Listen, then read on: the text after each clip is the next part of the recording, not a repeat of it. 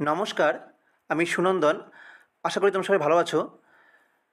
এই ভিডিওতে আমরা West Bengal SSC group C লেভেলের একটা প্রিভিয়াস ইয়ার কোশ্চেন সলভ করব। তোমরা অলরেডি জানো যে তোমাদের জন্য পশ্চিমবঙ্গ সরকার খুব তাড়াতাড়ি West Bengal SSC group C এবং গ্রুপ ডি লেভেলের পরীক্ষার বিজ্ঞপ্তি নিয়ে আসবে এবং তার পরীক্ষা খুব তাড়াতাড়ি হবে। তো তোমরা অনেকেই যারা এই পরীক্ষার জন্য প্রিপারেশান নিচ্ছ তাদের জন্য এই ভিডিওটি খুব হেল্পফুল হবে। এই ভিডিওতে আমরা বিগত 2016 সালে নোটিফিকেশান আসা ওয়েস্ট বেঙ্গল এসএসসির গ্রুপ সি লেভেলের একটা কোশ্চেন সলভ করব। এই এক্সামটা হয়েছিল 2017 সালে। তো চলো শুরু করা যাক। আজকের প্রথম প্রশ্ন, অর্থাৎ সেই কোশ্চেন পেপারে, সেই অফিসিয়াল কোশ্চেন পেপারে যে প্রথম প্রশ্ন এসেছিল সেটা হচ্ছে Victoria false is located in, Victoria জলপ্রপাত কোথায় অবস্থিত?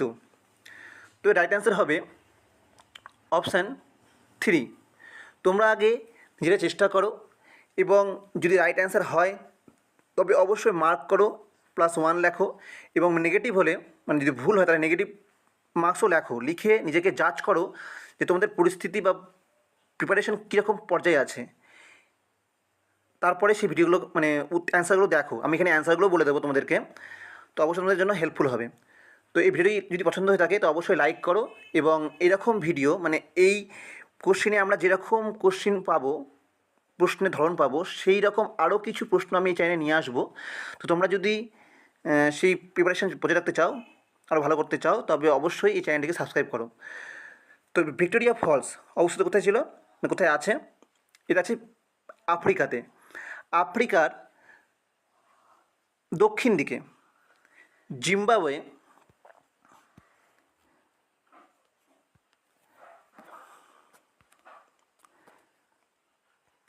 জাম্বিয়া এবং জিম্বাবুয়ে, এই দুটো দেশের মাঝখানে কিন্তু এই ভিক্টোরিয়া ফলসটা আছে। এই ফলসকে কিন্তু তাদের ওখানকার লোকাল ভাষায় বলা হয়, একটা অন্য নাম আছে, কেউ বলতে পারবে সেই নামটা? তাকে বলা হয় মুসি ওয়া তুনিয়া, মুসি ওয়া তুনিয়া, যার মানে দ্য স্মোক অফ থান্ডার। খুব ইম্পর্টেন্ট অন্যান্য পরীক্ষার ক্ষেত্রেও হয়তো, যে ভিক্টোরিয়া ফলসকে লোকাল ভাষায় কী বলা হয়? মুসিয়া তুনিয়া, যার ইংলিশ মানে the smoke of Thunders. Okay, next প্রশ্ন।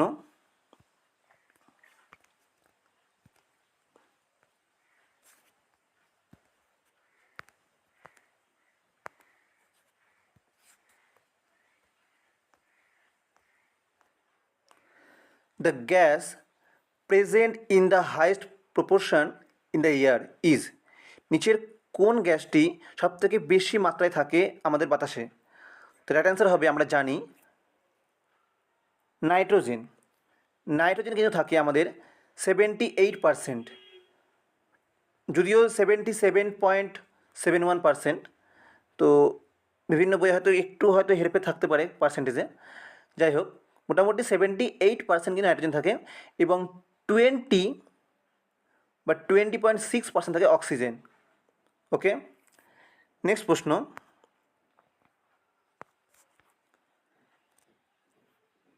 দ্য হিউম্যান সেল কন্টেন্স, আমাদের মানবদেহে কটি ক্রোমোজোম থাকে? তো রাইট অ্যান্সার হবে অপশান 3, 46 ক্রোমোজোম, যার মধ্যে কিন্তু 44 অটোজোম এবং 2 সেক্স ক্রোমোজোম, তাই তো? ওকে, নেক্সট প্রশ্ন। ঝুম ইজ, ঝুম নিচেরগুলির মধ্যে কোনটি? এটি কোনো ড্যান্স, কোনো নদীর নাম, কোনো জাতির নাম, ট্রাইবসের নাম, নাকি কোনো টাইপস অফ কাল্টিভেশন, কোনো চাষবাসের নাম? তাহলে ঝুম হচ্ছে, রাইট অ্যান্সার হবে অপশান 4, আর টাইপ অফ কাল্টিভেশন। পাহাড়ি অঞ্চলে শিফটিং চাষ হয়, বা পাহাড়ের গায়ে জমি কেটে সেখানে চাষ করা হয়। এই ধরনের চাষকে বলা হয় ঝুম চাষ। বুঝা গেল? পরের প্রশ্ন, আর্থ ডে। এই আর্থ ডে কবে পালন করা হয়? এর রাইট অ্যান্সার হবে অপশান 2, 22শে এপ্রিল। 22 এপ্রিল আমরা আর্থ ডে পালন করি। 5 জুন কোন দিবস পালন করা হয়? Environment day. তোমরা কমেন্টে লেখো যে 6 সেপ্টেম্বর কোন দিবস পালন করা হয়। Okay, next question, deficiency of vitamin A result in. Vitamin এর ডিফিসিয়েন্সি বা অভাব নিচের কোনগুলির কারণ বা কোনটা ঘটায়? তো এর রাইট অ্যান্সার হবে অপশান 1, নাইট ব্লাইন্ডনেস। নাইট ব্লাইন্ডনেসের কারণ হচ্ছে ভিটামিন এর অভাব শরীরে। কারণ কি? কারণ আমরা জানি যে ভিটামিন এ কিন্তু আমাদের শরীরে রেডপসিন তৈরি করতে সাহায্য করে। এই রেডপসিন কিন্তু আমাদের চোখের যে বিভিন্ন রং চেনার ক্ষমতা সেটাকে কিন্তু মানে তার জন্য দায়ী, যে রড কোষে মেনলি থাকে। এই চোখের মধ্যে থাকে কি কোন কোন কোষ? একটা হচ্ছে রড কোষ, আর একটা হচ্ছে রড কোষ, আর একটা কোন কোষ। এই দুটো কোষ কিন্তু আমাদের মেনলি দায়ী। আচ্ছা, এবার তোমরা বলো যে এই রিকেট রোগ কার অভাবে হয়? রিকেট রোগ হয় ভিটামিন ডি এর অভাবে। এটা বাচ্চাদের ক্ষেত্রে হয় রিকেট রোগ, কিন্তু বড়দের ক্ষেত্রে হয় অস্টিওম্যালেসিয়া। অস্টিওম্যালেসিয়া। স্কারবিক কোন ভিটামিনের জন্য অভাবে হয়? এটা ভিটামিন সি। আর ভিটামিন B1 অভাবে কোন রোগ হয়? বেরি। মনে থাকবে, খুব ইম্পর্টেন্ট, পরীক্ষায় আসতে পারে, নেক্সট পরীক্ষায় আমাদের। আর B12, ভিটামিন B12 জন্য হয়ে থাকে বা এর অভাবে হয়ে থাকে অ্যানিমিয়া, রক্তাল্পতা। আসলে ভিটামিন B12 আমাদের হিমোগ্লোবিন তৈরিতে সাহায্য করে। তো এর অভাব ঘটলে পারে ভিটামিনের জন্য বা এর জন্য হিমোগ্লোবিন তৈরি হয় না, ফলে অ্যানিমিয়া দেখা দেয়। আর কী হতে পারে ভিটামিন B12 অভাবে? বিভিন্ন নিউরোলজিক্যাল ডিসঅর্ডার, ডিপ্রেশন থেকে শুরু করে এছাড়া অন্যান্য যে আমাদের ব্রেনের বা চিন্তাভাবনার যে কগনিটিভ পাওয়ারের যে ডিফিসিয়েন্সি, সেগুলো কিন্তু ভিটামিন B12 জন্য হতে পারে। ঠিক আছে? ওকে, নেক্সট প্রশ্ন,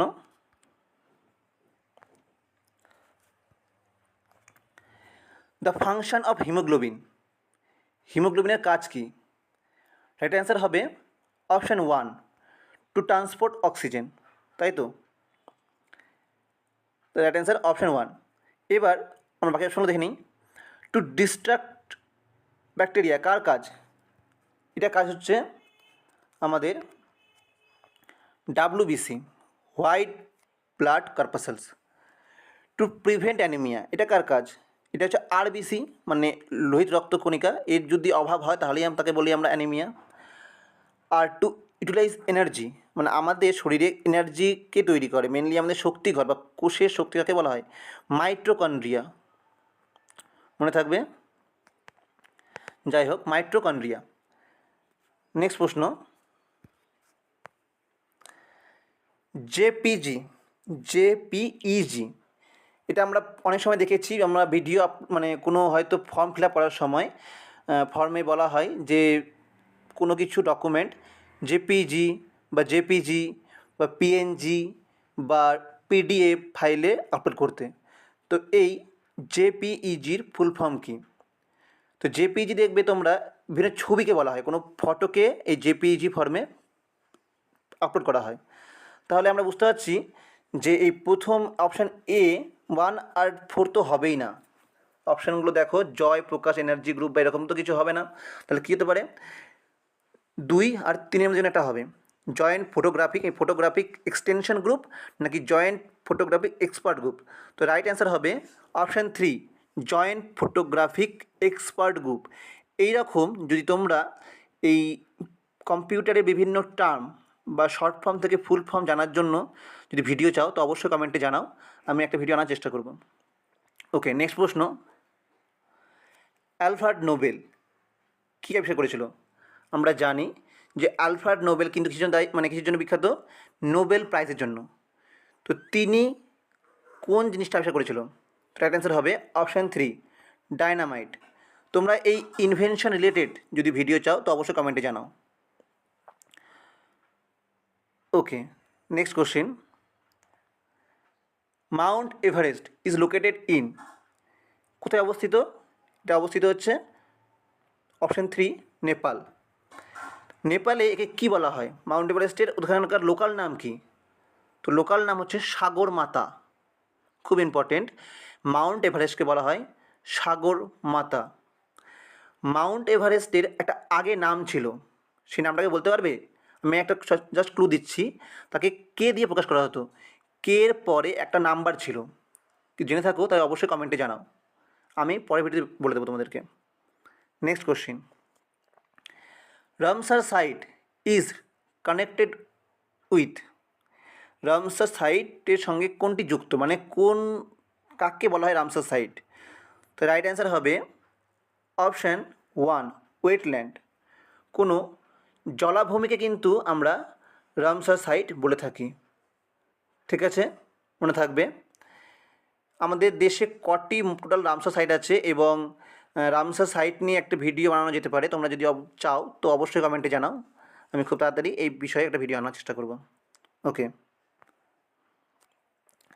সিএনজির ফুল ফর্ম কি? সিএনজির ফুল ফর্ম আমরা সবাই জানি কমপ্রেসড ন্যাচারাল গ্যাস, অপশান 4। এই সিএনজির মধ্যে মেনলি কী থাকে? মেন উপাদান কি?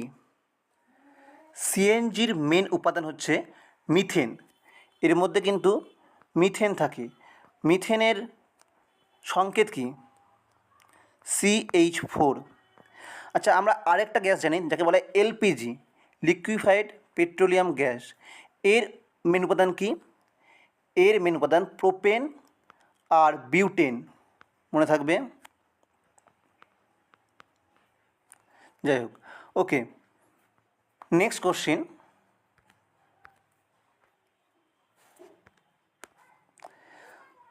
The number of bones present in human, আমাদের শরীরে, মানব শরীরে কতগুলি বোন থাকে?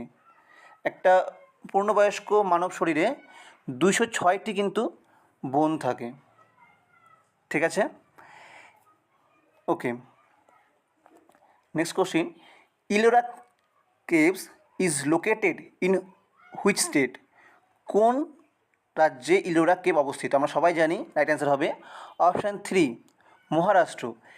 এই ইলোরা কেভ কিন্তু আমাদের কিন্তু ইলোরা কেভ কোন জেলায় অবস্থিত, কে বলতে পারবে? এটা Aurangabad,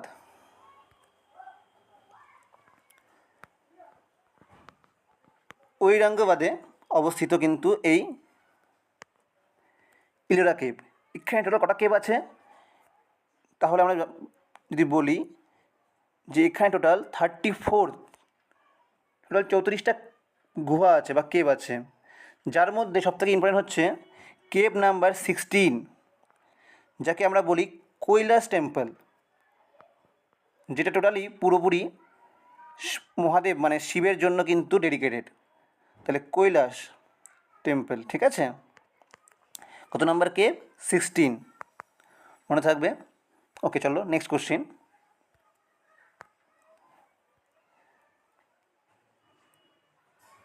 which of the following reserve forest not located in West Bengal, নিচের মধ্যে কোনটি ওয়েস্ট বেঙ্গলে নেই? তাহলে গরুমারা আছে, আমরা জানি যে আমাদের নর্থ বেঙ্গলে আছে গরুমারা বা গরুমারা। মানস কোথায় আছে? মানস আছে আসামে, তাহলে এটাই হবে রাইট অ্যান্সার অপশান 2। সুন্দরবন আছে ওয়েস্ট বেঙ্গলে আর চাপড়ামারিও ওয়েস্ট বেঙ্গলে, তাই তো। তোমরা যদি আমাদের তার মানে বোঝা যাচ্ছে যে ন্যাশনাল পার্ক, অভয়ারণ্য, তারপরে এই সমস্ত রিজার্ভ ফরেস্টগুলো আমাদের পড়তে হবে যে কোথায় কোনটি আছে। এটা কিন্তু একটা ভালো মানে এখান থেকে অনেক প্রশ্ন আসতে পারে আমাদের আগামী এক্সামে। তো তোমরা যদি এর উপর একটা ভিডিও চাও তো অবশ্যই কমেন্টে জানাও। Next question, the author of the novel Anandamath is, Anandamath কে লিখেছ? তো আনন্দমাঠ লিখেছিল বঙ্কিমচন্দ্র চট্টোপাধ্যায়। 1882 1882 সালে কিন্তু এই আনন্দমঠটি প্রকাশিত হয় বা লিখেন তিনি। তাকে আমরা কী নামে জানি? এই বঙ্কিম চট্টোপাধ্যায়কে তাকে আমরা বলি সাহিত্য সম্রাট, তাই তো? সাহিত্য সম্রাট কাকে বলা হয়? বঙ্কিমচন্দ্র চট্টোপাধ্যায়কে। স্বামী বিবেকানন্দের লেখা কয়েকটি বইয়ের নাম বলো, যেমন রাজযোগ, তারপরে কর্মযোগ, তাই তো? মধুসূদন দত্ত মেঘনাদ বধ কাব্য, এই সমস্তগুলো বিখ্যাত। Okay, next question, which of the following countries celebrates Christmas festival in summer season? এটা কিন্তু একটু ট্রিকি জিওগ্রাফির কোশ্চেন। ক্রিসমাস কবে হয়? 25শে ডিসেম্বর। তো 25শে ডিসেম্বর কিন্তু আমাদের যে মানে পৃথিবীর যে নর্দার্ন হেমিস্ফিয়ার মানে উত্তর গোলার্ধে কিন্তু শীতকাল, কিন্তু দক্ষিণ গোলার্ধে তখন গ্রীষ্মকাল, তাই তো? কেন? কারণটা কি বলতে হবে? আশা করি তোমরা জানো। কারণ তখন কিন্তু আমাদের সেই মকরক্রান্তি রেখা মানে সেই আমাদের মকর মানে ক্রান্তি রেখার উপরে তখন কিন্তু সূর্য সোজাসুজি বা লম্বভাবে আলো দিচ্ছে। তো তখন দক্ষিণ গোলার্ধে কিন্তু তখন গ্রীষ্মকাল। তো বলেছে কোথায় ক্রিসমাস গরমকালে পালিত হয়? তো আমাদের উত্তর গোলার্ধে তখন শীতকাল, তো উত্তর গোলার্ধে অবস্থিত কোনো দেশই কিন্তু হবে না। তাহলে আমার দেখতে হবে যে নর্থ গোলার্ধে মানে দক্ষিণ গোলার্ধে বা সাউদার্ন হেমিস্ফিয়ারে কোন দেশটি অবস্থিত। তাহলে অপশান থেকে দেখো, আমরা অপশান পাচ্ছি অপশান 4 অস্ট্রেলিয়া। এটা হবে রাইট অ্যান্সার। বুঝা গেল? Next question, which national leader received Bharat Ratna award posthumously in the year 2014? 2014 সালে কে মরণোত্তর ভারতরত্ন রিসিভ করে? তো রাইট অ্যান্সার হবে অপশান 4 মদন মোহন মালব্য। তো মদন মোহন মালব্য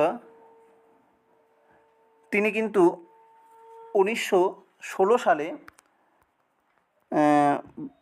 বেনারস ইউনিভার্সিটি মানে বেনারস হিন্দু ইউনিভার্সিটি কিন্তু প্রতিষ্ঠা করেন। তাকে আমরা কী নামে জানি? তোমরা একটা কমেন্টে জানাও। এই বিখ্যাত যে ব্যক্তিত্ব মদন মোহন মালব্য, তাকে আমরা কী নামে জানতাম সেটা তোমরা কমেন্টে জানাও। এবং তিনি কিন্তু ভারতরত্ন পান 2014 সালে মরণোত্তর। ওকে, বোঝা গেল? কোনো অসুবিধা? নেক্সট প্রশ্ন, the state of Telangana was formed in the year? কোন সালে তেলেঙ্গানা রাজ্যটি গঠিত হয়? তো রাইট অ্যান্সার হবে অপশান 4 2014 সালে। কোন অ্যাক্টের মাধ্যমে? অন্ধ্রপ্রদেশ রিঅর্গানাইজেশন অ্যাক্ট 2014 এই অ্যাক্টের মাধ্যমে কিন্তু এই তেলেঙ্গানা রাজ্যটি গঠিত হয়। তখনকার নেতা কে ছিল? তখনকার নেতা ছিল মানে এই তেলেঙ্গানা গঠনের যে মূল উদ্যোক্তা বা নেতা ছিল কে চন্দ্রশেখর রাও। তেলেঙ্গানার রাজধানী কি? হায়দ্রাবাদ। ওকে, নেক্সট কোশ্চেন, তাহলে অন্ধ্রপ্রদেশের রাজধানী কী হয়ে গেল? অমরাবতী। ঠিক আছে? Okay, next question, who among the following scientist was associated with the theory of relativity? আপেক্ষিকতার সঙ্গে কোন বিজ্ঞানী জড়িত? তোমরা সবাই জানি বিজ্ঞানী আইনস্টাইন, অপশান 3। তিনি আরও কিছু বলেছিল, যেমন হচ্ছে গ্র্যাভিটি, তারপর হচ্ছে স্পেসিফিক রিলেটিভিটি, জেনারেল রিলেটিভিটি, তারপর তিনি আরও কিছু কনসেপ্ট সঙ্গে যুক্ত। তিনি কত সালে নোবেল পান? তোমরা এটা কমেন্টে জানাও। তোমাদের আমি বলে দিচ্ছি 1921 সালে। 1921 সালে কিন্তু তিনি এই নোবেল প্রাইজ পান, মানে রিসিভ করেন 1922 সালে, কিন্তু ঘোষণা হয় 1921 সালে। ঠিক আছে? আচ্ছা, তিনি কার জন্য পান? অনেকে ভাববে যে রিলেটিভিটি থিওরির জন্য, কিন্তু নয়। তিনি পেয়েছিল ফটো ইলেকট্রিক থিওরির জন্য। ফটো ইলেকট্রিক থিওরির জন্য কিন্তু তিনি এই নোবেল প্রাইজ পেয়েছিল 1921 সালে। Okay okay next question.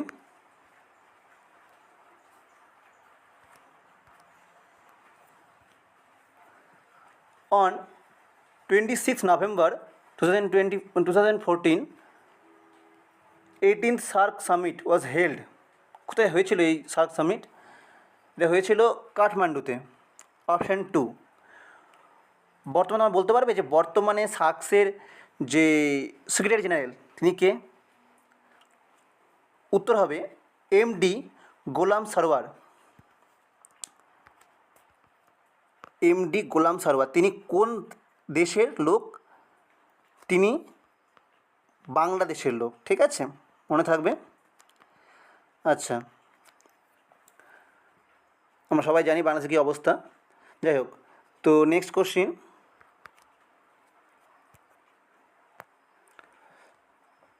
On August 13, 2014, 2014 সালের 13ই August planning commission was replaced by. Planning কমিশনকে বদলে কী আনা হয়েছিল আমাদের দেশে? তো রাইট অ্যান্সার হবে, আমরা জানি সবাই, Niti Aayog, national institution for transforming India Aayog. তো এটা হবে রাইট অ্যান্সার, অপশন 1। তো এই নীতি আয়োগ এর চেয়ারম্যান কে হন? দায়ভার হিসাবে, মানে যিনি থাকবেন আমাদের প্রাইম মিনিস্টার, প্রধানমন্ত্রী, তিনি কিন্তু এই নীতি আয়োগের চেয়ারপারসন হবে। ঠিক আছে, আর বর্তমান ভাইস চেয়ারপারসন কে আছে? রাইট অ্যান্সার হবে সুমন বেরি। সুমন বেরি কিন্তু এখন আমাদের ভাইস চেয়ারপারসন অব দ্য নীতি আয়োগ। আর সিইও খুব ইম্পর্টেন্ট, কে এখন বর্তমানে? BVR Subramaniam.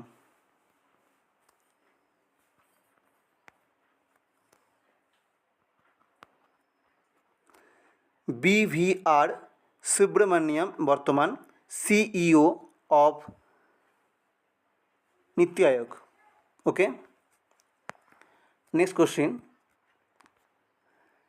The India's maiden nuclear tipped intercontinental ballistic missile ICBM is.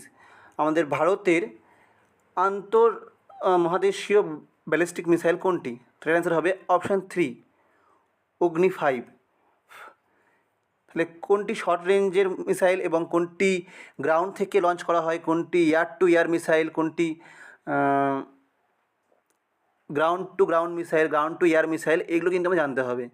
তো তোমরা যদি এই বিষয়ে ভিডিও চাও, এবং আমাদের আরও মুখস্থ করতে হবে যে কোন দেশের সঙ্গে কার যুদ্ধাভ্যাস যেগুলো হয়, যেগুলো মিলিটারি এক্সারসাইজ, সেগুলো তার নাম কী, সেই বিষয়গুলো কিন্তু আমাদের মুখস্থ রাখতে হবে।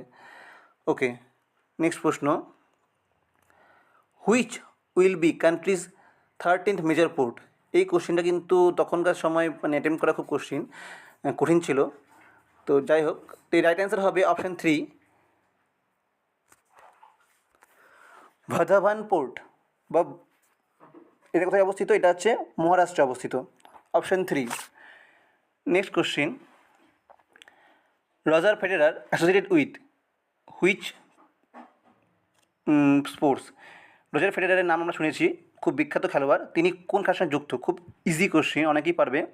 রাইট অ্যান্সার হবে অপশান 3, টেনিস। তোমরা বলো, এই বিগত 2025-এ যে উইম্বলডন এবং অস্ট্রেলিয়া এবং USA যে ওপেন হয়েছে, তাদের খেতাবকে জিতেছে? ঠিক আছে, তোমরা এগুলো অবশ্যই দেখে নেবে। এরকম যদি তোমরা ভিডিও চাও যে এই সমস্ত স্পোর্টসে কে জিতেছে সেই রিলেটেড একটা ভিডিও আনতে, তাহলে অবশ্যই বলো, আমাকে কমেন্টে জানাও, আমি অবশ্যই আনার চেষ্টা করব। Next question. The name of NASA's spacecraft which orbiting around Jupiter? জুপিটারের চারিদিকে কে ঘুরছে? নাসার কোন স্পেসক্রাফট বা কোন উপগ্রহ? তার অ্যান্সার হবে অপশান 3, জুনো। জুনো ঘুরছে জুপিটারের কাছে। তো নামের মধ্যে মিল আছে, এখান থেকে মনে রাখতে পারি। Next question. Who discover the ruins of Mohenjodaro. Mohenjodaro ধ্বংসস্তূপ কে আবিষ্কার করেছিল? তো রাইট অ্যান্সার হবে অপশান 3 রাখাল দাস। কত সালে? 1922 সালে তিনি কিন্তু এই মহেঞ্জোদারো আবিষ্কার করেছিল। এই মহেঞ্জোদারো শব্দের অর্থ কী? মহেঞ্জোদারো শব্দের অর্থ মৃতের স্তূপ।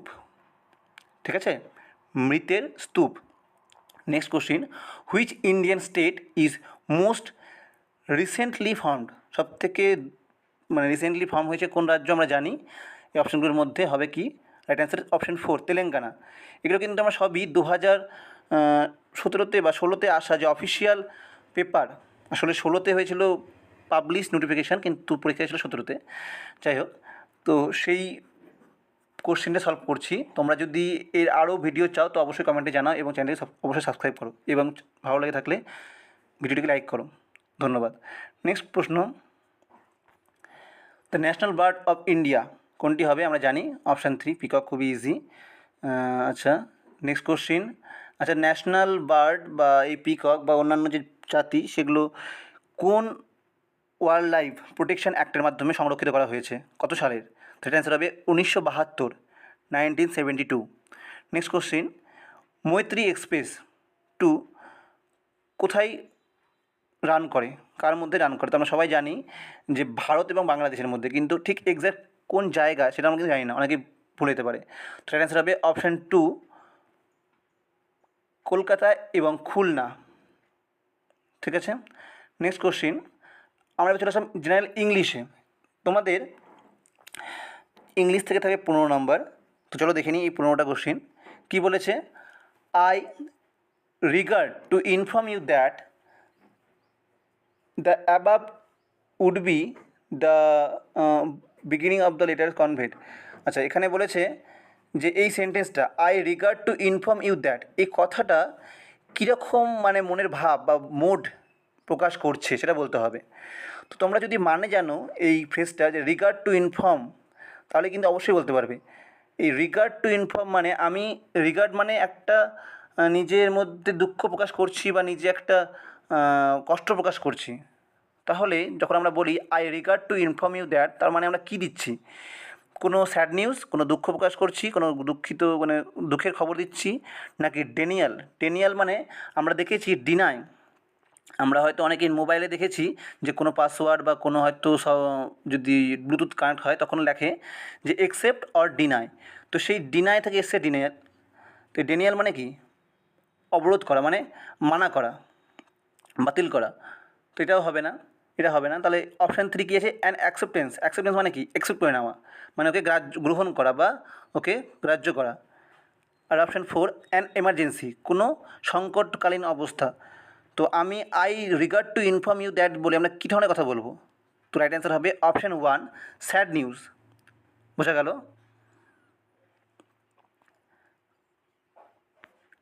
Next question, another baffling change that I noticed in him nowadays is that he avoids to speak to me। এর মধ্যে কোনটি ভুল আছে, মানে কোন পার্টটির মধ্যে এরর আছে? তো তোমরা হয়তো অনেকেই পারবে। আনাদার বাফলিং চেঞ্জ, অন্য আরেকটি বা আরেক যেই বিভ্রান্তিকর পরিবর্তন আমি তার মধ্যে দেখছি, that I noticed in him, তার মধ্যে দেখছি নাওএডেজ আজকাল, ইজ দ্যাট হি, যে সে avoids to speak to me, সে আমার সাথে কথা বলতে এড়িয়ে যাচ্ছে বা অ্যাভয়েড করছে। তাহলে এখানে যেটা ভুল আছে সেটা হচ্ছে অপশান ডি। আমাদের অবশ্যই মনে রাখতে হবে যে অ্যাভয়েডসের পরে কিন্তু মানে ভার্বের যে ইনফাইনাইট ফর্ম সেটা বসে না, টু বসে না, সেখানে জেরান্ড বসে। তাহলে অ্যাভয়েড স্পিকিং টু মি হবে। ওকে, বোঝা গেল? তাহলে অ্যাভয়েডসের পরে টু স্পিক হয় না, এখানে কি হবে? Speaking. Next question, write an abstract of this এসে, আন্ডারলাইন্ড ওয়ার্ডস মিনিং। এই আন্ডারলাইন করা যে অ্যাবস্ট্রাক্ট ওয়ার্ডটার মানে বা এর যে সিনোনিম সেটা আপনাকে বলতে হবে। তো অ্যাবস্ট্রাক্ট করার অর্থ আমরা সবাই জানি যে কোনো কিছুকে মানে সংক্ষিপ্ত করে নেওয়া, সংক্ষিপ্ত বা সারসংক্ষেপ লেখা। তো এর রাইট অ্যান্সার হবে সামারি, তাই তো? টাইটেল মানে কি? টাইটেল মানে কোনো নাম দেওয়া। প্ল্যান মানে কি? প্ল্যান মানে কোনো কিছু প্ল্যান পরিকল্পনা করা। আর কনক্লুশন মানে কোনো কিছু কনক্লুড করা বা কোনো কিছু মানে সার মানে ওর যে সিদ্ধান্ত বা সেটাকে লেখা। তো এখানে রাইট অ্যান্সার হবে সামারি। বোঝা গেল? Next question, pick out the correct sentence, কোনটি সঠিক? To be intelligent is more essential than being hardworking, being intelligent is more important than to be hardworking, and for one, to be intelligent is more important than being hardworking, being intelligent is more essential than being hardworking। এই comparative যে degree সেন্টেন্সগুলো থাকে এরা কিন্তু অনেক সময় parallel sentence, মানে তাদের দুই পাশে সমান সাবজেক্ট ভার্ব এগ্রিমেন্টের মানে যে কম্বিনেশন থাকবে এটাকে পছন্দ করে। তো এখানে রাইট অ্যান্সার হবে অপশান 4। দেখো, being intelligent are being hardworking যেন মনে হচ্ছে যেন একই রকম ধরনের, মানে একইভাবে তৈরি করা হয়েছে সেন্টেন্সটাকে, মানে একই স্ট্রাকচার। তো এটা হয়ে যাবে রাইট অ্যান্সার। বাকিগুলোতে কিন্তু টু বি আছে, আবার কোথাও বিং আছে, তো একটু চেঞ্জ হয়ে যাচ্ছে, তার জন্য এগুলো হবে না। রাইট অ্যান্সার হবে কি? অপশান 4। বোঝা গেল? Would you mind moving the car, যদি এই সেন্টেন্সটা তোমরা মানে জানো তো অবশ্যই তোমরা এইটা ইজিলি করতে পারবে। Would you mind moving the car, তুমি কিছু মনে করবে কি যদি মুভ করা হয় কারটিকে সরাতে? তাহলে এইরকম যে ভাষাটা বলছে, উড দিয়ে প্রশ্ন করেছে, মানে উড দিয়ে বলছে, তো এই ভাষার যে মুডটা কী বলেছে? কোয়ারি করছে, কোনো প্রশ্ন করছে কি, নাকি পোলাইট রিকোয়েস্ট করছে, কোনো নম্রভাবে রিকোয়েস্ট করছে বা অনুরোধ করছে, নাকি কোনো অ্যাডভাইস দিচ্ছে, নাকি কোনো সাজেশন দিচ্ছে? তাহলে এখানে কী অ্যান্সার হবে, কী মনে হচ্ছে? Would you mind moving the car, তুমি কি কিছু মনে করবে কারটিকে সরাতে? তাহলে এটা কী করছে? একটা পোলাইট রিকোয়েস্ট করছে। অপশান 2 হবে রাইট অ্যান্সার। বোঝা গেল? Next question, what is the time by your watch, তাহলে কী হবে রাইট অ্যান্সার? Option 2 by. ঠিক আছে, এখানে কিন্তু অন্যগুলো হবে না। Next, I will try to be on time but don't worry when I am late, তাহলে এখানে বলছে যে কোথায় এরর আছে? তাহলে আমি চেষ্টা করব টু বি অন টাইম, টাইমে আসার বা সময়ে আসার, বাট ডোন্ট ওয়ারি, কিন্তু চিন্তা করো না, হোয়েন, যখন আমি লেট, মানে আমি লেট হব, নাকি যদি আমি লেট হই? তাহলে ইফ দিয়ে করা উচিত, ইফ আই লেট, তাই না? এখানে হোয়েনটা হবে না, তাহলে রাইট অ্যান্সার কী হয়ে যাবে? Option D. Option D A কিন্তু এরর আছে। বুঝা গেল? Next question, or is it some humble lay familiar matters of today? In the following lines the word humble means, এই লাইন্সে হাম্বল কী বোঝাচ্ছে? কোনো উইক বা কোনো দুর্বল কিছুকে বোঝাচ্ছে, কাওয়ার্ডলি কোনো কাপুরুষতা ভাবকে বোঝাচ্ছে, ইনসিগনিফিকেন্ট কোনো আনইম্পর্টেন্ট বা অগুরুত্বপূর্ণ কিছুকে বোঝাচ্ছে, নাকি মিক? তো এর অ্যান্সার হবে অপশান 3 ইনসিগনিফিকেন্ট লে। ঠিক আছে, কী বোঝাচ্ছে? এই সমস্ত ব্যাপার আজকালকার দিনে নর্মাল, তো একটা ইনসিগনিফিকেন্ট, সাম ইনসিগনিফিকেন্ট ব্যাপার কী বোঝাচ্ছে? ঠিক আছে। 1 or 2 star war still dash in the sky, তো কী হবে? স্টার কী করে? বার্নিং হবে, জ্বলে ওঠে, মানে জলে, মানে বার্ন করে, মানে পুড়ে যায়। বার্নিং কথা আর জ্বলা কিন্তু আলাদা, আমরা জ্বলা বলি বাংলায় সবই অর্থে, কিন্তু বার্নিং মানে কোনো কিছু পুড়ে যাওয়া, তো বার্নিং তো হবে না। টার্নিং, ঘুরছে। টুইঙ্কেলিং না টিঙ্কেলিং? টুইঙ্কেলিং মানে কি, যেটা এই মানে যেটা আকাশের তারাগুলো করে, মানে চিকমিক করে, তাকে বলে হচ্ছে টুইঙ্কেলিং। ঠিক আছে, তো রাইট অ্যান্সার হবে 3। আর টিঙ্কলিং মানে কি?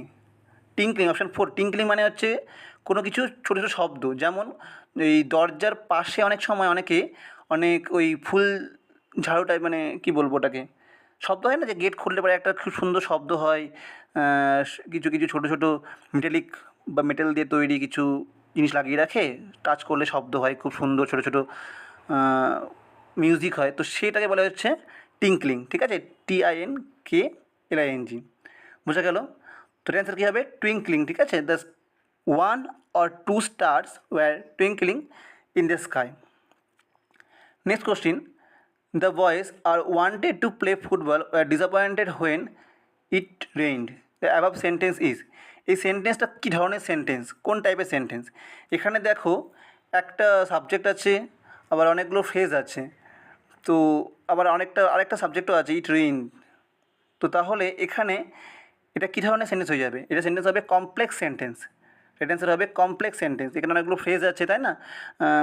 মেন ক্লজ, তারপর হচ্ছে পাশাপাশি আরও ক্লজ আছে, তাই না? বোঝা গেল? এবার কমপ্লেক্স সেন্টেন্স কাকে বলে বা এর গঠন কী, এগুলো সম্বন্ধে যদি জানতে চাও তাহলে কমেন্টে জানাও, তাহলে আমি অবশ্যই এটা এর জন্য ইংলিশের প্রিপারেশনের জন্য অনেকগুলো ভিডিও আনার চেষ্টা করব। তোমরা অবশ্যই ইন্টারেস্ট দেখাও, যদি ইন্টারেস্ট না পাই তাহলে কিন্তু তোমরা ইন্টারেস্ট না দেখাও তাহলে কিন্তু আমি ভিডিও আনার চেষ্টা, আমার যে মোটিভেশন সেটা কিন্তু কমে যাবে। Okay, next question, pick out the antonyms of the word trivial. ট্রিভিয়ালের অ্যান্টোনিমস কী? উত্তর হবে ইম্পর্ট্যান্ট। ট্রিভিয়াল মানে আনইম্পর্ট্যান্ট, আর অ্যান্টোনিম হবে, বিপরীত শব্দ হবে ইম্পর্ট্যান্ট, মনে থাকবে। A group of elephant is called, common noun. Group of এলিফ্যান্টের জন্য কোন কমন নাউনটা ইউজ হয়? তো এটা হবে হার্ব, মনে থাকবে। বিভিন্ন কিছু কিছু স্পেসিফিক কমন নাউন আছে যেগুলো পরীক্ষায় বারবার আসে, বা এই সমস্ত পরীক্ষায়, ক্লার্কশিপের পরীক্ষায় বা ডাব্লিউবি পিএসসির বিভিন্ন পরীক্ষায়। তো তোমরা যদি চাও এরকম একটা ভিডিও বানাই যেখানে কমন নাউন কোন কোন ওয়ার্ডের জন্য বেশি ইউজ হয়, বা কোন নাউনের জন্য কোন স্পেসিফিক কমন নাউন ইউজ হয়, তো অবশ্যই কমেন্টে জানাও। Okay, next question, pick out the correct sentence. Bhupen do not knows the away. আমরা জানি যদি থার্ড ফর্ম সিঙ্গুলার নাম্বার হয় তাহলে কিন্তু ভার্বের সঙ্গে ইএস বা এস যুক্ত হয়, তাই তো? আবার বলছি, যদি subject third person singular number হয় তবে ভার্বের সাথে এস বা ইএস যুক্ত হয়। ভূপেন কিন্তু থার্ড পারসন সিঙ্গুলার নাম্বার, তাহলে কিন্তু ডু হওয়া উচিত না, হবে ডাস। তো রাইট অ্যান্সার কী হয়ে যাবে? অপশান 4, ঠিক আছে। এবার যখন ডাসের সঙ্গে ইএস যুক্ত হবে তখন কিন্তু তার পরবর্তী যে ভার্ব তার সঙ্গে কিন্তু আর কোনো কিছু যুক্ত হবে না, সেটা নর্মাল প্রেজেন্ট ফর্মে বসবে, তাই তো আমরা জানি। তো রাইট অ্যান্সার হয়ে গেল option 4। Next question, Rahim's doctor advice him to dash as a cure for his Soar throat. গলার ব্যথার জন্য তাকে কী করতে বলবে? বাবল নাকি গাগল নাকি গিগল নাকি গার্গল? তো রাইট অ্যান্সার হবে অপশান 4, গার্গল, ঠিক আছে। স্পেলিং দেখো, এখানে কিন্তু তোমাদের একটা স্পেলিংয়েরও একটা মানে টিকি কোশ্চেন দিয়েছে। গার্গল স্পেলিং হচ্ছে GURGLE, ঠিক আছে। Next question, I can not understand what is written here. এই আন্ডারস্ট্যান্ডের ফ্রেজাল ভার্ব, মানে একটা আন্ডারস্ট্যান্ড কোন ফ্রেজাল ভার্ব দিয়ে প্রকাশ করা যেতে পারে, বা কোন ফ্রেজাল ভার্বের মানে আন্ডারস্ট্যান্ড, সেটা জানা থাকলে কিন্তু অ্যান্সার করতে পারবে। তো রাইট অ্যান্সার হবে মেক আউট। মেক আউট মানে understand. I can not make out what is written here, বোঝা গেল? তাহলে এই 15টাই কোশ্চিন ইংলিশ থেকে এরকমই ইজি কোশ্চিনই আসে West Bengal SSC group C এবং গ্রুপ ডি লেভেলের। গ্রুপ ডিতে আসে না, গ্রুপ সি লেভেলের। ওকে, এবার ম্যাথ, 15টা ম্যাথের কোশ্চিন আছে। এই ম্যাথের জন্য আমি আরেকটা আলাদা ভিডিও নিয়ে আসবো, এই ভিডিওটা অনেকটা লেন্দি হয়ে যাচ্ছে। তোমরা যদি এরকম ভিডিও আরও চাও এবং এই চ্যানেলের সঙ্গে যুক্ত হয়ে আরও নিজের প্রিপারেশনকে বজায় রাখতে চাও তো অবশ্যই সাবস্ক্রাইব করো, ভিডিওটিকে লাইক করো। ধন্যবাদ এতক্ষণ থাকার জন্য আমার সাথে।